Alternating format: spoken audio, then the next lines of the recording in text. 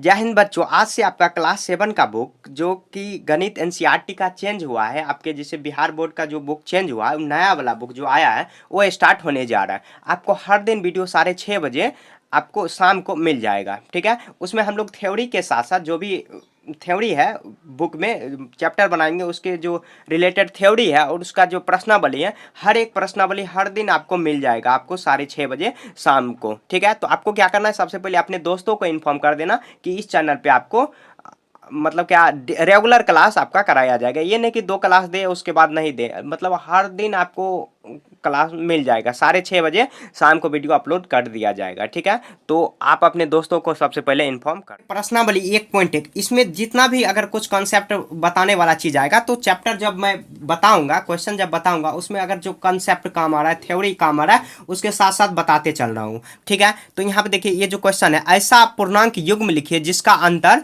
मतलब जिसका योग -7 होना चाहिए, बी में अंतर -10 होना चाहिए और योग 3 होना चाहिए, 0 होना चाहिए। ये काफी आसान है, ये जो चैप्टर है बहुत आसान है, ठीक है। तो अब देखिए हम लोग चैप्टर को शुरुआत करते हैं। ऐसा पूर्णांक युग्म लिखिए, पूर्णांक का युग्म लिखना है। सबसे पहले समझ लेते हैं आखिर पूर्णांक क्या होता है। तो पूर्णांक काफी आसान है, यहाँ पर मैं एक पेज ले रहा हूँ, उसमें समझा दे रहा हूँ आपको पूर्णांक आखिर क्या होता है, ठीक है। बहुत आसान है ये चैप्टर। यहाँ पे देखिए पूर्णांक, आखिर पूर्णांक होता क्या है। तो पूर्णांक देखिए, सभी पूर्णांक हम लोग, पूर्णांक को इंग्लिश में कहा जाता है इंटीजर, इंटीजर्स, ठीक है। मतलब सभी धनात्मक और सभी ऋणात्मक संख्या को पूर्णांक कहते हैं। यहाँ पे हो जाएगा धनात्मक, जितना भी पॉजिटिव होगा, धनात्मक संख्या और सभी ऋणात्मक संख्या को पूर्णांक कहते हैं।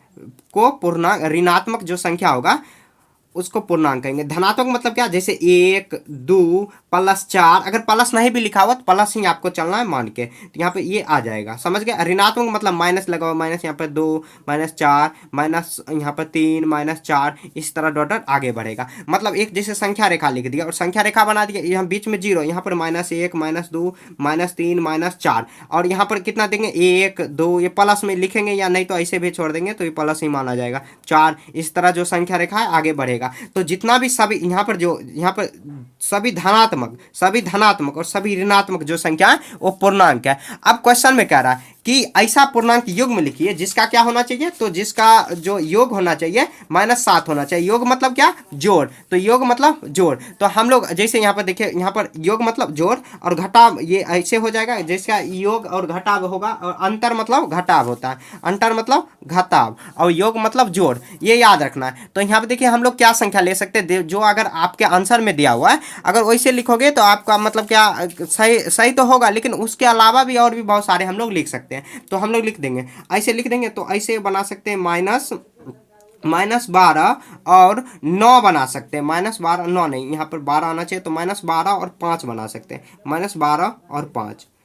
अब -12 और 5, तो -12 और +5 करेंगे तो कितना आ जाएगा, -7। क्यों, जैसे मान लीजिए आपके पास 12 रुपया कर्जा है और 5 रुपया आपके पास है, तो -7 ही होगा, क्योंकि -7 रुपया ही कर्जा बचेगा। लिखेंगे अतः वह युग्म बराबर, युग्म कितना हो जाएगा, तो -12 और 5। इसका जो आंसर है मल्टीपल हो सकता है, बहुत सारा आंसर हो सकता है। ये नहीं कि आप आंसर मिलाओ तो और भी कुछ दिया हुआ, और भी बहुत सारे हो सकता है। आप ऐसे -15 और उसके बाद यहाँ पर -15 और -15 में से कितना घटाएंगे, जो मतलब क्या योग करेंगे कि योग मतलब -15 जो बड़ा वाला संख्या है, जो यहाँ पर जो बड़ा संख्या, ऐसे बड़ा नहीं है, ये छोटा ही है, माइनस है तो माइनस जितना में रहता है ज़्यादा तो छोटा ही होता है, और यहाँ पर जो प्लस वाला संख्या उसको छोटा रखना है फिलहाल, छोटा समझने के लिए। तो यहाँ देखिए -12 और यहाँ पे +7, तो ये आ जाएगा। योग करना है तो योग कर देंगे, तो माइनस यहाँ पे जैसे -10 और यहाँ +3 भी ले सकते हैं, क्योंकि 7 में से 10 जाएगा 3, क्योंकि माइनस का ज़्यादा वैल्यू है, मतलब यहाँ पे ज़्यादा बड़ा संख्या, तो बड़ा संख्या का सिंबल लग जाता है, वही वाला जो संख्या माइनस ही संख्या मतलब सिंबल जो है माइनस ही लग जाएगा। और क्वेश्चन में कह रहा है कि ऐसा 2 पूर्णांक योग में लिखिए जिसका योग कितना होना चाहिए, -7 होना चाहिए, तो -12 और 5। इसका आंसर बहुत सारा हो सकता है, ठीक है। अब देखिए बी नंबर में कितना दिया हो, अंतर होना चाहिए, अंतर ऐसे लिख देंगे, बी नंबर अंतर कितना है, तो अंतर है -10, ऐसे लिख देंगे। अंतर बराबर अंतर -10 आना चाहिए, अंतर -10 है, अंतर मतलब जो बड़ा संख्या है मतलब क्या, जो बड़ा संख्या उसमें से छोटा संख्या घटाना है, तो अंतर -10 हो जाएगा। तो हम लोग क्या लिख सकते हैं, कोई भी पूर्णांक युग्म में ये धनात्मक ऋणात्मक नहीं कर रहा है, तो हम लोग ऐसे ले सकते हैं, जैसे -5 और ऐसे +5 ले सकते हैं, ऐसे लिख देंगे। ऐसे हम लोग लिख सकते हैं -5। एक बात आपको याद रखना है, यहाँ पर मैं समझा दे रहा हूँ। माइनस गुना माइनस होता है प्लस, प्लस गुना प्लस होता है। जो भी कंसेप्ट का काम आएगा वो मैं साथ साथ ही बताते चल रहा हूँ, कंसेप्ट में अलग आपका समय व्यर्थ नहीं करूंगा। यहाँ देखिए प्लस तो माइनस हो जाएगा, और प्लस गुना माइनस, प्लस गुना माइनस हो जाएगा माइनस। देखिए हमेशा जो पॉजिटिव साइन है, मतलब हमेशा जो सेम सेम साइन है पॉजिटिव हो रहा है, और जो विपरीत साइन, यहाँ पर प्लस होगा यहाँ पर माइनस, तो माइनस ही हो जाएगा, यहाँ पर माइनस है यहाँ पर प्लस, तो माइनस ही होगा। तो यहाँ पर हम लोग देखिए कैसे संख्या ले सकते हैं बी में, तो क्या अंतर क्या आना चाहिए, तो -10 आना चाहिए। तो हम लोग एक ऐसा संख्या लेंगे जो प्लस में हो, एक संख्या माइनस में हो, तो हम लोग ऐसे ले सकते हैं। तो ऐसे ले सकते हैं, तो -10 पूरा करना चाहिए, तो ऐसे -8 और 2, प्लस में 2 ले लेंगे, तो इसका अंतर करना है, तो ऐसे लिख लेंगे, ऐसे 2 हो जाएगा, तो ऐसे -10, यहाँ पर देखिए अंतर करना है तो माइनस का साइन देंगे, अंतर मतलब, और उसके बाद प्लस साइन है तो +2 करेंगे, +2, ऐसे प्लस लिखने से कोई फर्क नहीं पड़ेगा। यहाँ देखिए यहाँ पर देखिए -8 माइनस गुना, यहाँ पर माइनस है तो माइनस हो जाएगा, और यहाँ पर 2 करेंगे तो कितना आ जाएगा, -10 लिख देंगे। अतः अतः वह युग्म, अतः इसका भी आंसर बहुत सारा हो सकता है, जो क्वेश्चन नंबर 1 बना रहे हैं उसका बहुत सारा आंसर हो जाएगा। वह युग्म बराबर कितना, तो हम लोग लिए -8 और 2। बस आपको समझना है कि कैसे आ जाएगा, -8 और +2, प्लस लिखने से कोई फर्क नहीं पड़ेगा, प्लस नहीं भी लिखोगे तो प्लस ही माना जाएगा। जैसे मान लीजिए, आपको समझाने के लिए बता रहा हूँ, जैसे आपके अकाउंट में 10 लाख रुपया, आप किसी को नहीं बताओगे, तो नहीं बताओ या बताओ तो आपके पास है, और जैसे कर्जा होता है, तो मतलब अगर 5,000 कर्जा है तो आप कर्जे माइनस लगा के चलोगे, तो माइनस लगा के चलोगे, यहाँ पर प्लस लगा के। योग कितना होना चाहिए, तो 0 होना चाहिए, योग बराबर, तो योग बराबर, योग 0 है, तो हम लोग क्या कर सकते हैं, योग देखिए 0 कैसे करेंगे, तो जो सेम संख्या, जैसे मान लीजिए अगर हम लोग, अगर यहाँ पर लीजिए एक बार प्लस माइनस में 7 ले लिए, एक बार प्लस में 7, तो 0 हो जाएगा। तो लिख देंगे अतः वह युग्म बराबर, अतः वह युग्म, ये नहीं कि आप आंसर देख के लिख दो, वह युग्म बराबर -7 और यहाँ पर +7 है, +7 है, यह इसका आंसर हो जाएगा। इसका भी आंसर बहुत सारा हो सकता है, तो मतलब ये याद रखना है, जैसे -15 लिए, तो हमें एक ऐसा ऋणात्मक पूर्णांक युग्म लिखिए जिसका अंतर क्या होना चाहिए, 8 होना चाहिए, जिसका अंतर ऋणात्मक पूर्णांक लेना, ऋणात्मक मतलब क्या, माइनस, तो ऋणात्मक पूर्णांक हम लोग लिख देंगे, उसका क्या होना चाहिए, युग्म जो है जिसका अंतर क्या होना चाहिए, -10, अंतर मतलब माइनस करना है। तो हम लोग ऐसे कर सकते हैं, -12 लिख देंगे, -12 और माइनस कितना लिख सकते हैं, तो -12 4 अगर ले लेंगे, -4, तो -4 और यहाँ पर ये ऋणात्मक युग्म हो जाएगा। तो अब हम लोग देखिए इसको सॉल्व करेंगे, तो -12 माइनस और कितना हो जाएगा, -12 और यहाँ पर इसे एक बड़ा और एक छोटा लेना है, तो -12 और उसके बाद 10 आ जाएगा, यहाँ पर आ जाएगा -12, बड़ा में से छोटा घटाना है, तो उल्टा कर दिया, सॉरी। तो यहाँ पे देखिए बड़ा क्या है, तो -4 है, क्योंकि देखिए कर्जा जो जितना कम रहता है उतना बड़ा रहता है, तो -12 और यहाँ पर अंतर करेंगे -12, ठीक है। अब देखिए यहाँ पर अंतर मतलब माइनस करना है, तो यहाँ पर देखिए माइनस, यहाँ पर माइनस माइनस प्लस और 12 कितना आ जाएगा, +8 होगा, तो ये +8 होना है। लेकिन अतः अतः वह ऋणात्मक पूर्णांक, अतः वह, ये सब लैंग्वेज में आपको लिखना है, ऋणात्मक पूर्णांक, अतः वह ऋणात्मक पूर्णांक बराबर, तो क्या हो जाएगा, तो -12 और -4, ये आंसर हो जाएगा, -4। समझ गए, अपने अनुसार आप कुछ भी ले सकते हो, बस समझना है और ऐसे लिख देना, ये नहीं का आंसर से आप छाप दो, समझ गए। तो हम लोग देखिए ऐसे लिए, उसके बाद इसको सॉल्व करेंगे तो ये कितना आ जाएगा, +8 हो जाएगा। तो एक छोटा लेना, एक बड़ा, ऋणात्मक दोनों होना चाहिए, देखिए दोनों में माइनस लगा हुआ, तो -4 बड़ा यहाँ पर है, -12 छोटा है, तो -4 और यहाँ पर अंतर कर दिए, माइनस माइनस प्लस, हम लोग पीछे पढ़ चुके, माइनस माइनस प्लस, ये याद ही रखना, हमेशा काम आएगा, minus minus plus, plus plus plus, और माइनस और प्लस अगर विपरीत है तो माइनस ही होगा, और हमेशा जो सेम साइन है वो प्लस ही हमेशा करेगा, समझ गए। अब देखिए एक ऋणात्मक पूर्णांक है और एक धनात्मक पूर्णांक लिखिए जिसका योग -8 होना चाहिए, तो एक ऋणात्मक लेना है और एक धनात्मक पूर्णांक, तो हम लोग ऐसे ले सकते हैं, जैसे -7 और कितना ले सकते हैं, -7 और एक धनात्मक पूर्णांक, तो 5 ले सकते हैं, सॉरी 5 नहीं, क्योंकि 5 ही पूरा करना है तो 2 ले सकते हैं, तो लिख देंगे ऐसे, तो -5 और क्या होना चाहिए, तो पूर्णांक जिसका योग, तो यहाँ पर योग कर देंगे तो कितना आ जाएगा, -5 हो जाएगा, लिख देंगे अतः अतः वह पूर्णांक, अतः वह पूर्णांक, तो हम लोग क्या क्या लिए हैं, तो अतः हुआ पूर्णांक तो -7 और +2 है, यह आंसर हो जाएगा।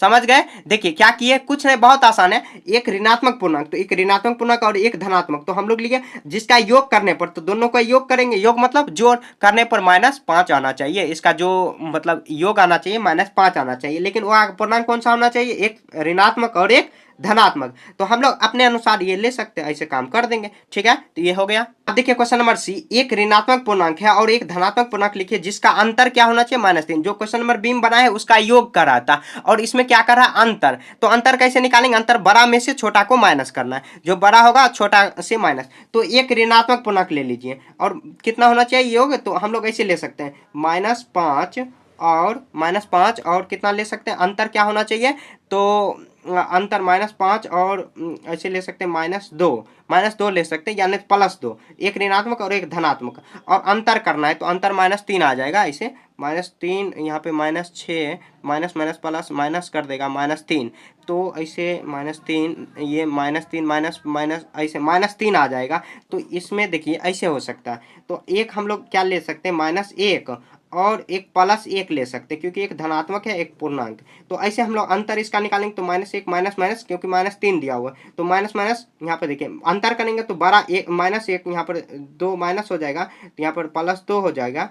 ऐसे भी हम लोग इधर से करेंगे तो माइनस माइनस प्लस कर देगा, और अंतर क्या -3 आना चाहिए। तो हम लोग ऐसे करेंगे तो -1 माइनस माइनस, यहाँ प्लस माइनस माइनस -2, तो आ जाएगा -3। तो लिखने अतः हुआ छोटी, अतः वह छोटी, सॉरी छोटी नहीं, अतः हुआ पूर्णांक, अतः हुआ पूर्णांक क्या क्या लिए हम लोग, तो लिए हैं -1 और +2, तो +2 हो जाएगा, ये इसका आंसर हो जाएगा। ठीक है, समझ गए। ऐसे ही आपको सॉल्व करना है, ज्यादा कुछ नहीं दिमाग लगाना है, जो क्वेश्चन कह रहा है उसके अनुसार चलना है, बन जाएगा, काफी आसान है ये। क्वेश्चन नंबर 3 में, किसी प्रश्नोत्तरी के 3 उत्तरोत्तर चक्रों राउंड्स में टीम ए द्वारा प्राप्त किए गए अंक -40, 10 और 0 थे, और टीम बी द्वारा प्राप्त किए गए अंक 10 है, 0 है, -40 थे।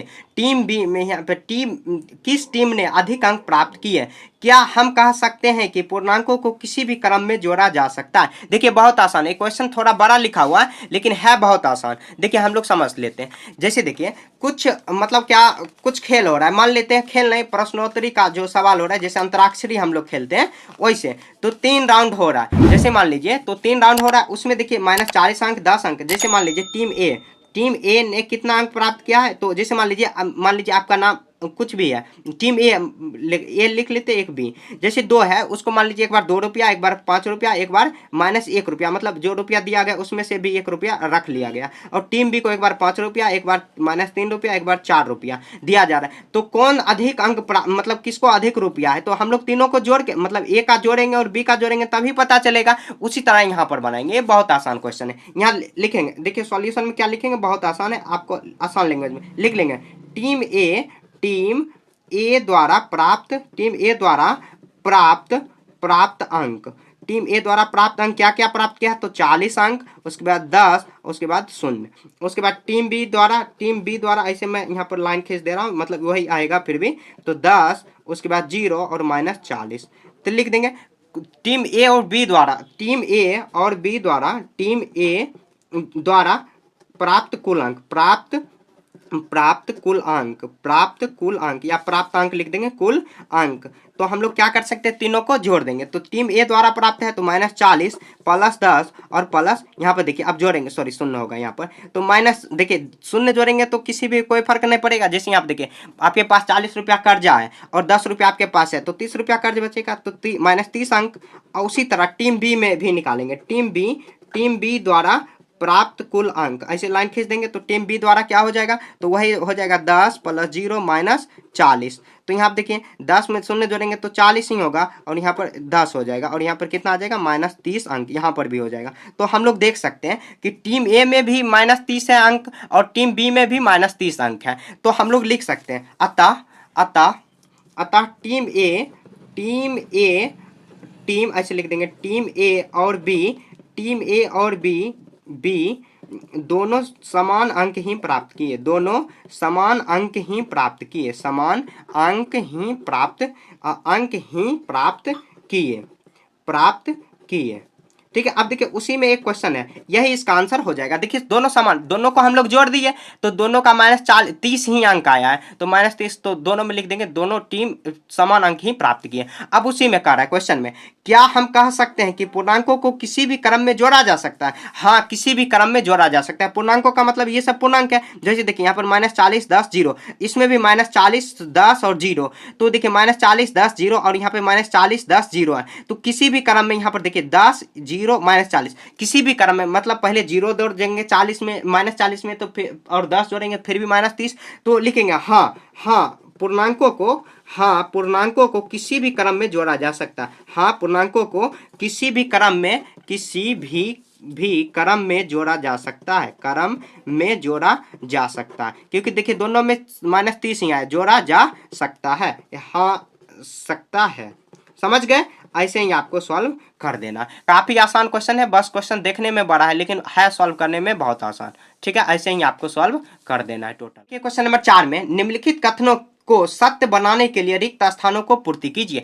बहुत आसान क्वेश्चन है। देखिए रिक्त स्थानों को पूर्ति कैसे करेंगे, जैसे यहाँ पर देखिए, यहाँ पर -5 है प्लस -8 है, बराबर दिया हो तो -8 में अब क्या जोड़ेंगे ताकि सेम आ जाएगा, तो बच गया कौन, -5, तो -5 ही यहाँ पर चिपका देंगे। ठीक है, अब देखिए -53 में क्या ऐड करेंगे, जोड़ है, क्या योग करेंगे ताकि -53, देखिए आप जानते हैं, जैसे मान लीजिए 9 में क्या जोड़ेंगे ताकि 9 ही आएगा, तो 0 जोड़ेंगे, तो 0 जोड़ देंगे, यहाँ पर लिख देंगे 0, तो वही आ जाएगा। जैसे 17 में क्या जोड़ेंगे ताकि 0 आ जाएगा, तो -17 जोड़ेंगे, तो क्योंकि प्लस माइनस माइनस और 17 में से 17 जाएगा तो 0, यहाँ पर -17 हो जाएगा। ठीक है, अब देखिए ये सब क्वेश्चन बनाना काफी आसान है। -12 है, -13 है, सॉरी प्लस 13 है और उसके प्लस 12 है दिया हुआ, प्लस यहाँ पर 0, यहाँ देखिए कितना 13 12 और 7 दिया, बच गया कौन 7, तो -7 ऐसे लिख देंगे, -7 हो गया। इसके बराबर में ये जो है, जो भी संख्या उसके बराबर में लिख देंगे, हो जाएगा। यहाँ देखिए -4 है प्लस यहाँ पे 3, तो -4 और 15 यहाँ पर दिया हुआ, -4 और 15, देखिए यहाँ पर भी -4 में -15,